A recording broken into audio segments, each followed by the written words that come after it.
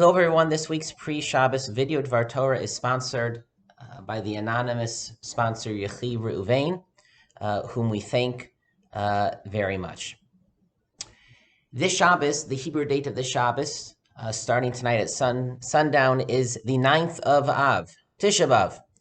It is the calendar day that is the anniversary of the destruction of the Beis Hamikdash and so many other calamities that the Jewish people have suffered. But of course, we do not observe the commemoration of Tisha B'Av on Shabbos, but rather is pushed off until Sunday, starting immediately after Shabbos concludes.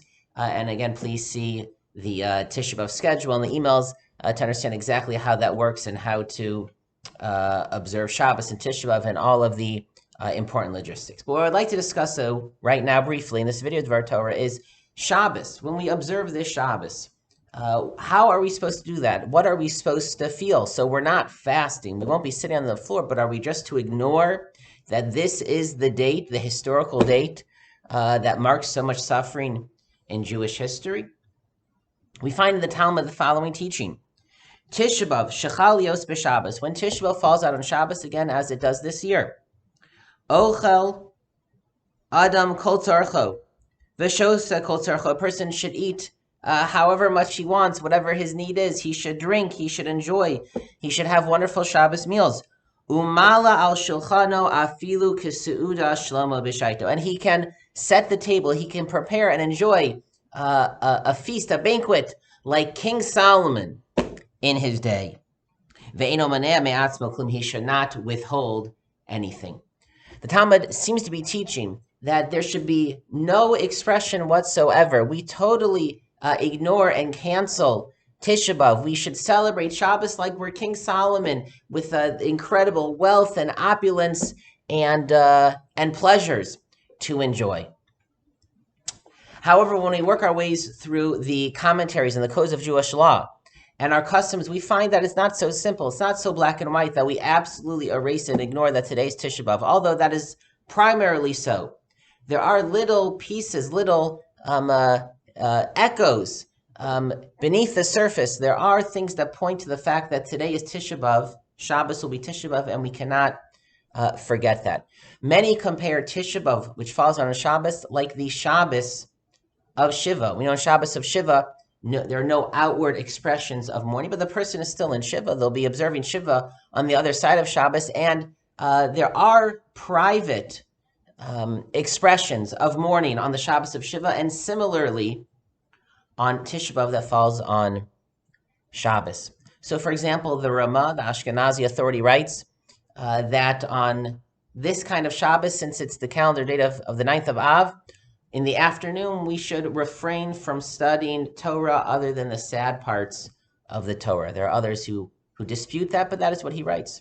Or similarly, the Ramah writes that the Ashkenazi practice is that on such a Shabbos Friday night, again, the Ashkenazi practice is that husbands and wives refrain from marital relations, because that is a private expression of mourning, and private expressions of mourning we do observe on such a Tisha B'Av.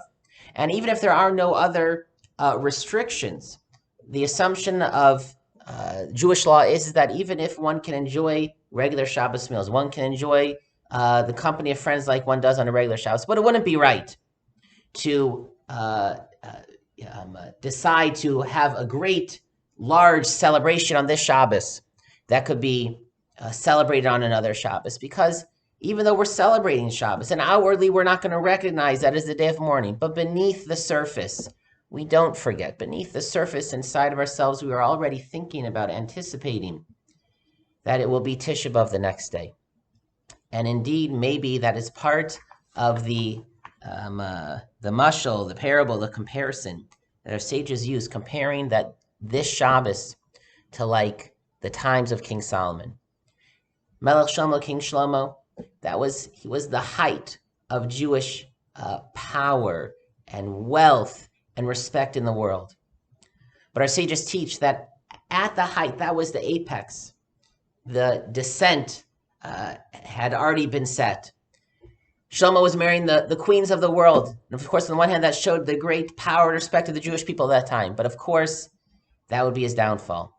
When he was king, when he was so powerful and successful, his children were growing up, and those children, those sons would be the ones that would rebel against him and break the Jewish people into two kingdoms. So King Shlomo, King Solomon in his day, it is incredible wealth and opulence and pleasure and joy, but there were dark clouds on the horizon. Beneath the surface, there are problems. And so too this Shabbos. Outwardly, generally speaking, we are happy, we rejoice, we observe Shabbos. But we know that Tisha B'Av is lurking just beyond the horizon. Beneath the surface, Bitsina, privately, in our hearts, we of course are aware that this is the tragic day of Tisha B'Av. When Tisha B'Av falls out during the week, it's hard to get into the mood of Tisha B'Av anytime, but if we're just coming from a regular work day and then show up in shul and we're supposed to start crying and to actually feel true feelings of sadness, that's very difficult. When Tisha B'Av follows Shabbos, emerges out of Shabbos, we have the opportunity on Shabbos to get into a more spiritual state of mind. We have the time to sit down and with the quiet, without distractions, to read something and to prepare for Tisha B'Av. Because again, even though we celebrate the Shabbos, we have wonderful Shabbos meals with our friends, but we don't forget that today is Tisha B'Av.